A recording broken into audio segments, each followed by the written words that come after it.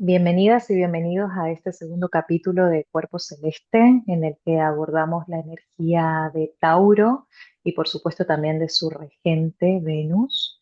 Y en este pequeño espacio en el que vamos acompañando el camino del Sol, cada uno de los signos de la rueda del zodíaco, hemos venido haciendo un viaje, partimos de Aries y en este momento nos introducimos ahí, en el fondo, en la sustancia taurina. ¿Qué es lo primero que traerías, Ro, en relación a este signo, el primer signo de tierra del zodiaco? Bueno, en principio esto mismo que nombrás, ¿no? Que viene de Aries, ¿sí? Tauro viene de Aries, emerge desde esa fuerza iniciática de irrupción a la vida que es Aries, de fuego lanzado a la existencia, y justamente Tauro es ese momento en el que esa gran explosión, ese Big Bang que Aries representa, comienza a ralentizarse, ¿no? A bajar la marcha, a condensar su energía y a hacer cuerpo, justamente. Solemos decir que Tauro lleva a Aries adentro, ¿no? Es esa potencia gravitatoria, esa densidad, esa masa, esa posibilidad de hacer cuerpo, de hacer materia, que guarda la potencia del fuego adentro para poder ser utilizada en el momento en que se necesite. ¿Sí? Si no, la creación se perpetuaría en un estallido constante. Si Tauro es esta posibilidad de estabilizar la energía y conservarla en el tiempo, conservar el fuego. Mm. Entonces es un signo que solemos asociar a una mansedumbre, a una sensualidad, a esta posibilidad de detenerse y demorarse en hacer cuerpo y en sentir cuerpo, pero que a la vez tiene una potencia arrolladora, ¿no? Porque guarda todo ese fuego de la creación adentro. Por eso es un signo sumamente manifestador, ¿no? Bueno, es ni más ni menos que eh, esta asociación con el símbolo del toro, ¿no? Semejante animal, semejante masa, semejante contundencia, ¿sí? Muy mansa, muy apacible, muy benevolente, pero a la vez sumamente potente. Mm. Desde la perspectiva somática, y por traer como otra cara, es curiosa como esta relación doble entre lo lento y lo potente, también lo podemos ver en la zona que Tauro rige, que es el cuello, ¿no? Quería compartir Mm, un textito que escribí hace 2 años. De hecho, creo que fue base de una de las prácticas del ciclo de Venus, ahora que lo recuerdo, pero bueno, lo traigo. Es medio poético y tiene que ver con el nacimiento de la tiroides, que es la glándula endocrina que se sitúa en una de ellas, porque también tenemos otras glándulas en esta región que se sitúa en el cuello, ¿sí? Dice, embriológicamente, la tiroides es la primera glándula endocrina en desarrollarse y desciende, siempre interconectada con nuestra lengua, hasta la base del cuello. Su descenso hasta aposentarse esponjosamente en el lugar de nuestro cuerpo que le corresponde me recuerda al tiempo que necesita nuestra voz para enraizarse en el silencio, hacer nido y encontrar la sonoridad acorde a cada sentir, a cada imagen y a cada visión. Desde la mirada del Body Mind Centering, que es un enfoque somático, la tiroides es la piedra angular del sistema endocrino, ya que regula el metabolismo celular, es decir, el rítmico aliento de vida de nuestro océano interior. Tiene relación con el yodo, como el Maro Yemanjá, y también con el calcio, como nuestros huesos. Y veía esa relación de lo que traías entre la lentitud y la potencia, con justamente esta capacidad reguladora de la tiroides para ralentizar el ritmo y al mismo tiempo esa potencia de la voz para traer sustancia a través del canto, a través de la palabra, para de alguna manera el, el- generar un impacto resonante que consolida, ¿no? Cuando nombramos algo, le estamos dando cuerpo, lo estamos haciendo realidad. Entonces veía Mm. esa relación. Hablabas antes, Ro, de la regulación de lo taurino. ¿Cómo lo engarzarías con esto que estamos trayendo? Sí, me parece que hay algo sumamente importante de recordar cuando hablamos de Tauro que tiene que ver con esta fuerza reguladora, ¿sí? Tauro sabemos que es un signo liderado por Venus, planeta del cual vamos a extraer la mayor cantidad de significados de Tauro, pero también es el lugar en donde se exalta la luna. Cuando la luna está en Tauro decimos que está exaltada en sus funciones. Y la luna tiene que ver profundamente con el contacto con la necesidad. Mm, ¿Qué necesito? ¿Qué me nutre? ¿Qué me abriga? ¿Qué me regula? Por lo tanto, ¿no? Y creo que Tauro trae mucho esto del qué me apetece y del qué necesito. Si la simpleza de sentir nuestra existencia a través de los cinco sentidos físicos, valga la redundancia, percibirnos existiendo a través de nuestras sensaciones, en principio corporales, y a partir de ahí todo lo sutil que también se extrae de eso, y que es una pregunta tremendamente simple y sumamente trascendente al mismo tiempo, ¿no? ¿Qué necesito de verdad? No qué se me antoja, con qué me encapricho, no, ¿qué estoy necesitando? En eso ya hay toda una pausa, del ralentizarnos, del bajar el ritmo. En eso ya hay una pausa. ¿Qué estoy necesitando? ¿Qué me apetece en este momento? Tengo frío, tengo calor, tengo hambre, quiero ir al baño, necesito sentarme, necesito pararme y salir a caminar, necesito aire, necesito estar adentro. Como llevarlo a lo mínimo de la experiencia física, creo que es algo que Tauro justamente nos convida dentro del juego de los 12 signos y esta posibilidad de hacer cuerpo y hacer tierra a través de nuestras sensaciones. Te compartía hablando fuera de cámara que cada vez que las personas hablan de somática, de regulación del sistema nervioso, ¿no? De formas de mantenernos reguladas, yo escucho Tauro todo el tiempo, ¿no? Siento que esta es una inteligencia taurina, entre otras, ¿no? Y trayendo a Venus, creo que el contacto con el placer y con el bienestar, ¿sí? También es propio de este momento zodiacal. ¿Sí? Venus sabemos que es la diosa del amor, de la belleza, del placer, del erotismo. Podríamos distinguir acá estos dos tipos de Venus de los que solemos hablar en astrología. Una es la Venus urania, que sería la Venus celestial, ¿sí? Es una Venus que podemos asociar mucho más a la regencia de Libra, al aire, a la experiencia ética y estética de la realidad, ¿sí? A pensar en belleza de alguna forma.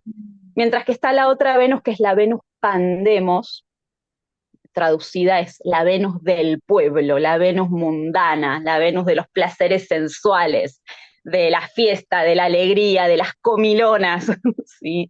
de la sexualidad, incluso de la fertilidad. Y esa es una Venus más taurina, ¿sí? Cómo a través de la experiencia sensual de la vida y de esto de enaltecer nuestros cinco sentidos físicos desde el placer, desde el bienestar, ¿sí?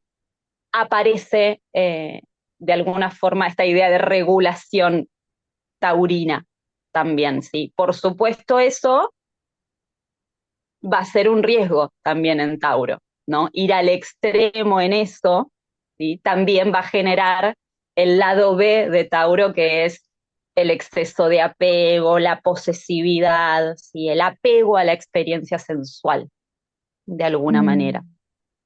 El acúmulo. Y La fíjate que, acumulación, ni hablar. y es la paradoja, es la eterna paradoja, porque al final el registro sensitivo justamente nos pone en contacto con lo que está presente, con lo que está disponible, con lo que está sucediendo. Entonces, en el Mm, momento en el que, me pregunto, ¿no? En el momento en el que conectamos con esa dimensión taurina acumulativa, ¿estamos realmente en contacto con las necesidades, con lo que es agradable? ¿Estamos discerniendo a través de nuestros sentidos o realmente hemos entrado mm, en en, en un espacio muy vinculado al anhelo o de nuevo esto que tú traías antes del capricho, a la fijación? Al final es un signo de mitad de estación.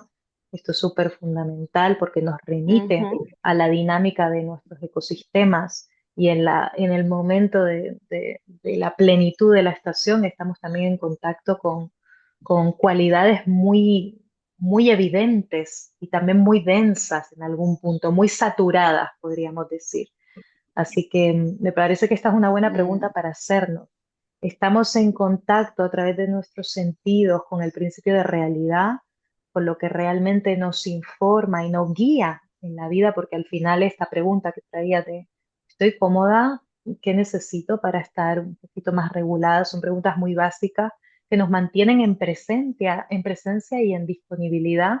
¿Estamos ahí o estamos en un engolosinamiento perceptivo que nos dificulta realmente estar mm. en relación, que es algo muy venusino también, ¿no? ¿Cómo sería? Exacto, y que sin Bueno, esa, dale, ay, perdón, no, perdón no, que te dale, dale. interrumpí.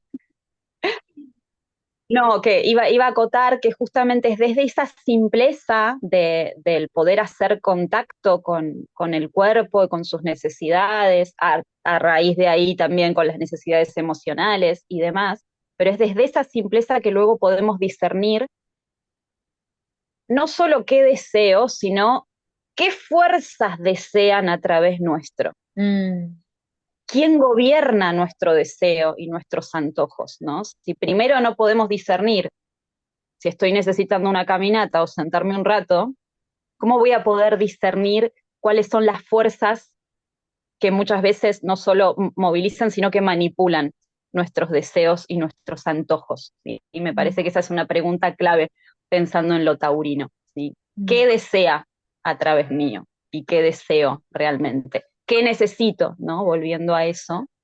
Eh, y volver a esa simpleza para ser base en el Mm. sentir. Y sabes que es muy bonito esto que acabas de traer, volviendo al tema de la voz, porque la voz tanto puede encantar y hechizar como puede revelar la verdad. ¿No? Esta cuestión de ese doble juego, cómo es que mantenemos abiertas las preguntas y la percepción desde esta visión taurina ampliada, que no solo es Mm, vibración de ujú, materia densa, sino que es materia viva, como desde aquí podemos abrirnos a ese discernimiento, que bueno, es posterior también en el zodíaco, ¿no? Ya estamos entrando en el siguiente signo de tierra, pero que ya está presente aquí, como tú dices, desde ujú. esa base, desde esa simpleza del registro corporal. Y me preguntaba esta cuestión del acúmulo, de lo monstruoso de alguna manera, de la cara B de Tauro, ¿por dónde lo traería desde la mirada mítica? ¿O dónde sientes que esto está presente Mm. dentro de los arquetipos taurinos? Bueno, escuchándote hablar de la garganta y de la voz, ¿no? Ahí resueno mucho con cómo este signo puede traer, ¿no? Como regencia física, esta zona del cuerpo que es la garganta, desde la cual somos capaces de tragar, de engullir, ¿sí? La vida, pero también abrirnos a algo tan sutil como la voz. ¿Sí? Esa dimensión Mm, que es sutil y por lo tanto que habla mucho más de fuerzas espirituales, fuerzas que son inatrapables, inengullibles o inasibles. Y uno de los mitos que más se utiliza para hablar de Tauro en clave arquetipal es el mito del nacimiento del famoso Minotauro, ¿sí? El Minotauro de Creta. este monstruo que era mitad humano y mitad toro, ¿no? Cuerpo humano con cabeza de toro y que se alimentaba de carne humana, ¿sí? Después, a raíz de ese mito, va a estar la historia del héroe Teseo, que termina venciendo al Minotauro, el hilo de Ariadna, ¿sí? Pero yo me quiero evocar al comienzo del mito, que es cómo nace este monstruo. Resulta ser que Minos, quien luego fue rey de Creta, antes de convertirse en rey, se estaba disputando el trono con sus dos hermanos. Y para ser legitimado en el trono le pide a Poseidón, al dios de los mares, Neptuno, que le envíe una señal de su supremacía, algo que haga que el pueblo lo legitime a él como rey, ¿sí? Y Poseidón le envía, saliendo del océano, un toro blanco majestuoso, el toro más bello que el pueblo haya visto jamás. Minos es legitimado rey por esa señal de Poseidón y lo que debía hacer a continuación era sacrificar ese toro majestuoso para ofrendárselo ni más ni menos que a Poseidón, que era quien lo había asistido. Pero en cambio dice, ay, qué toro más bonito, me lo quiero quedar para mí. Total, lo dejo en mi rebaño, va a tener hijitos maravillosos, voy a tener un rebaño divino y sacrifico este otro toro que es parecido. Poseidón no se va a dar ni cuenta. Poseidón se da cuenta, obviamente, del engaño y buscando venganza, le pide a Afrodita, ni más ni menos, a Venus, que lo asista a vengarse del rey Minos, y lo que hace Afrodita es enamorar a la esposa del rey, a Pasífae, de ese toro blanco majestuoso. Entonces Pasífae le pide asistencia al arquitecto del rey, arma toda una estructura en forma de vaca y termina copulando con el toro. De esa unión entre el toro robado a los dioses y la reina nace el famoso Minotauro. Cuando fue como imposible ya sostener al Minotauro en el reino, comiendo carne humana, lo encierran en el centro del laberinto, en el centro del reino, ¿no? Acá hay toda una metáfora en relación a esto, ¿sí? Como esto de poseer al toro, ¿sí? De pretender quedarse con el toro, que es un símbolo de fertilidad y de deleite en la materia, en el fondo termina engendrando un monstruo que pide carne humana, que se alimenta de carne humana Mm, desde el centro del reino, ¿no? Cómo sostener nuestro reino, sostener nuestra existencia desde el apego a la posesión material, termina viviendo de nuestra propia carne, de alguna forma. No hay nada que pueda pretender eternizar sin que eso tenga un costo altísimo, ¿sí? De alguna forma, este mito habla de esa distinción que aparece en Tauro, ¿sí? Una batalla arquetípica, metafísica, podríamos decir, entre la mirada inocente, que es uno de los talentos taurinos, y el poder estar en el mundo como en el jardín del Edén, disfrutando todo lo que nos es dado desde los reinos espirituales, versus la ceguera espiritual, esta imposibilidad de reconocer que todo aquello de lo que gozamos en el fondo no nos pertenece, que pretender mm. poseerlo es simplemente una ilusión que desgasta y carcome la propia carne, ¿sí? Liz Green, esta famosa astróloga y terapeuta junguiana, habla de este mito en términos de una bobera espiritual, ¿no? Como esa mirada inocente de Tauro puede volverse directamente una bobera espiritual, ¿sí? Un olvido de la dimensión sutil de la cual emerge justamente la materia. Qué bonita mirada para poder meterle mano al tema también de la propiedad, ¿no? Esta cuestión de quedarse al toro, Total. cómo puede ser un buen punto de partida para aquellas personas que están como con ganas de meterle la mano a esta temática que es tan fundamental y que habla del proceso civilizatorio también, ¿no? La propiedad privada, lo que implica inclusive cuando lo extendemos más allá, a lo terrenal, a la tierra, esta sensación de poder poseer a la propia tierra está ya presente en Mm, este mito y pensaba en cómo dentro de esa relación entre la astrología y las flores y las esencias florales, la flor o la esencia que se atribuye a Tauro es genciana, y genciana es una flor cuya virtud nos remite a la capacidad de confiar porque vemos más allá de la fijación, porque realmente podemos trascender el escepticismo y la mm, sensación de que solo hay lo que se ve para poder ver más allá, activar esos ojos que ven más allá de lo evidente y conectar con las fuerzas espirituales que mm. operan a través de la materia. Entonces nos saca de esos estados de enclaustramiento, de desesperanza, para conectarnos con la virtud de esta flor que nos habla justamente de eso, del reinado de lo espiritual a través de lo que sucede en nuestro día a día, de la circulación.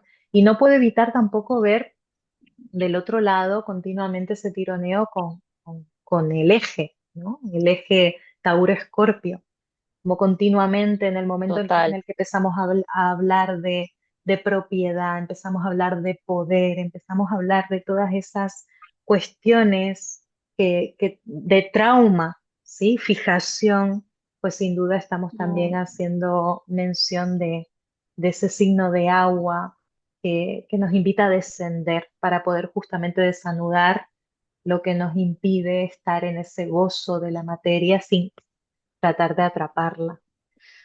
Ujú. Totalmente. En el corazón de Tauro también vamos a ver la emergencia de Escorpio y viceversa, ¿no? En el corazón de Mm. Escorpio vamos a necesitar recordar la posibilidad del placer y de la conservación de la vida. Es un eje de muchísima intensidad el eje Tauro-Escorpio. Es el eje de la vida y la muerte, de la primavera y del otoño, ¿sí? Del saber vivir y del saber morir Ujú. viviendo. ¿Sí? Creo que un recordatorio constante para Tauro, así como lo es el qué me apetece, el qué necesito y el qué es lo valioso. ¿Sí? Cuando hablamos de Tauro hablamos de valores, qué es lo valioso en nuestra experiencia vital, qué lo vale. ¿Sí?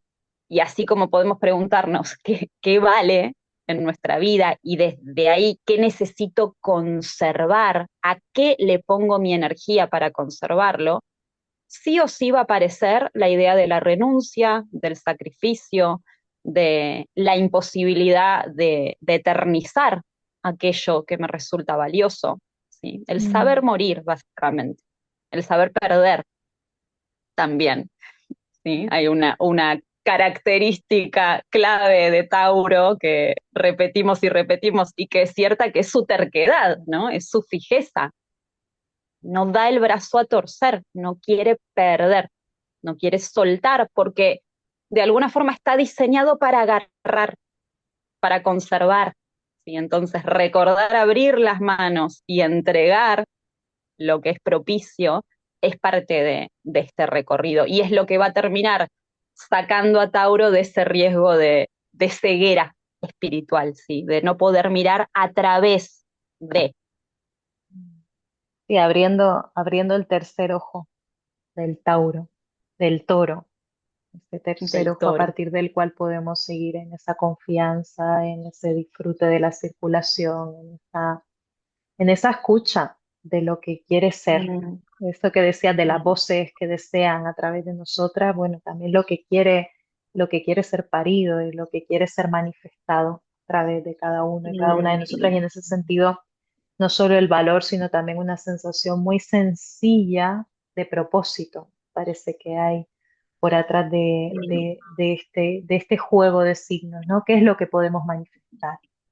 Ya más adelante mm. veremos sobre funcionalidad y sobre cómo hacer los ajustes necesarios para que eso que se manifieste tenga un sentido más amplio. Pero hay algo, me parece que ya se está Mm, gestando, o por lo menos a mí me parece bonito ver cómo, como la semilla de lo que será en el zodíaco ya está presente antes, como se va cocinando el caldo zodiacal signo por signo, ¿no? Ujú, Totalmente, totalmente. Y para cerrar, agregaría también como pregunta para estos tiempos, ujú, algo vinculado a la atracción, ¿no? mm. No solo invitarnos a discernir qué fuerzas desean a través nuestro, sino gravitacionalmente qué estoy atrayendo. ¿Sí? Hay algo de lo taurino y de lo venusino, que es su regente, que tiene que ver con esa fuerza gravitatoria del atraer. ¿Sí? Como decía al comienzo, es un signo sumamente potente. ¿Sí? Y esa potencia no siempre está puesta en dirigir la energía, como podría ser el caso de Aries, ¿no? Arrancar, iniciar, arremeter, intervenir, sino en plantarse en el lugar del deseo, del erotismo, y vibrar y magnetizar y atraer desde ahí, es fuerza magnética. ¿Sí? Entonces, discernir qué estoy magnetizando sin caer en delirios mágicos, ¿no? Como realmente, real y potentemente, cómo estoy vibrando, con qué potencia estoy vibrando y qué estoy magnetizando desde mi vibración, desde mi autoescucha. Creo que es una pregunta fundamental para este momento del zodíaco. ¿Qué soy capaz de magnetizar y de seducir de la vida? Me gustaría añadir una cosita a esto, porque es algo que estoy explorando personalmente. Siento que lo hemos hablado de una forma u otra y que tal vez puede traer algo de luz en relación a nuestros procesos actuales, porque estamos todas también en esa pregunta, todas y todos, en esa pregunta del magnetismo a muchos niveles, por ejemplo, en nuestros campos profesionales. Y me parece que es importante acordarse de que el magnetismo tiene que ver justamente con esto que trae del atraer, y el atraer implica receptividad. Ujú, Como en esa interrogación de cuánto pensamos que el atraer es una búsqueda, mm, o que hay que trabajar para atraer. ¿Sí? Y cómo sería ese planteo distinto de que el estar en contacto con nuestro campo gravitacional tiene que ver con un ceder, con una caída, con una escucha a lo que está disponible, con una ampliación de esa vibración que resuena en los valores de Venus, en la armonía, en el descanso, en el disfrute, en la mm, pasión. A mí particularmente me funciona cada cierto tiempo recordar esto, o la vida me lo recuerda a base de algunos palos, porque, bueno, al final está de fondo esa tendencia a masculinizar una experiencia que en realidad tiene que ver con un acoger lo que, lo que exacto. pide ser o lo que puede ser. Mm. Hablando de masculinizar una experiencia, antes de cerrar, quiero traer un- una asociación entre el símbolo del toro y el símbolo de la vaca, ¿no? Tenemos Ujú. una diosa en el panteón egipcio que es Hathor, que es la diosa vaca y la diosa de la fertilidad, la benevolencia, la abundancia, el placer, el erotismo, la música y la alegría, y que es una diosa directamente emparentada con la figura de Venus, de Afrodita. De hecho, hay textos en los que Afrodita es nombrada la de la mirada vacuna, ¿no? Ahí está ese link con la Hathor egipcia.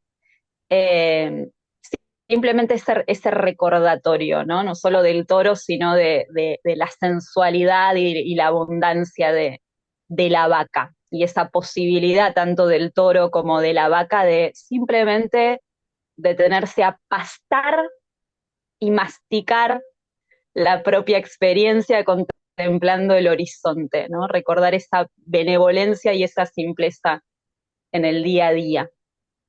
Mm, Muchas gracias, Rob. Un placer. a pero disfrutar ahora, eso, y a que darse sean mimo. fértiles las preguntas que hemos abierto y continuamos. Nos vemos en el siguiente signo. Nos vamos Hasta Géminis. al aire. Hasta pronto.